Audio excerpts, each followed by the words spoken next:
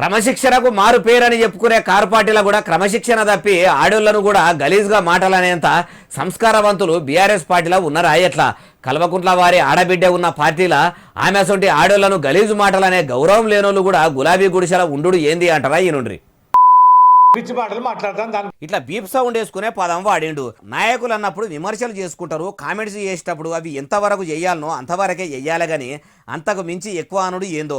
అసెంబ్లీలో BRS leader Sabitha ఇంద్రారెడ్డిని చిన్నసూపు చూస్తున్నట్టు ముఖ్యమంత్రి గారు మాట్లాడినరని అప్పట్లో అసెంబ్లీ ముంగట్నే గులాబీ ఎమ్మెల్యేలు గుంపుగా చేరి నానా యాగి చేసిర్రు. ఆడలను అగౌరవపరుస్తున్నట్టు మాట్లాడు ఏందో ఏం కథనో. క్రమశిక్షణకు మారుపేరైన కారు పార్టీలో ఉండి ఈ ఎమ్మెల్సీ తక్కెలపల్లి రవీందర్ సారు అట్లా అనుడు ఏందో. వాళ్ళ ఇంటి ఆడోళ్లను కూడా ఎవరైనా ఇట్లనే అంటే ఎట్లుంటుందో ఆయనకే తెలవాలి. మరి ఈయన ఈ మాట ఎందుకు అనవలసి వచ్చింది అంటే కొండా సురేఖ మేడము పాడి కౌశిక్ రెడ్డి సార్ను పిచ్చోడని అన్నదట. ఆ మాటకు కౌంటర్గా ఇట్లా అన్నడట. సురేఖ మేడం కూడా మంత్రి అయిన కాడ నుంచి గడికో పంచాయతీలో ఇరుకుతూనే ఉన్నది. ఇప్పుడు మళ్ళా ఇది నోరు మంచిదైతే ఊరు మంచిదైతుందని ఓకేనే అనలేదు అంటుర్రు ఈ ముచ్చటిన్నోళ్ళు.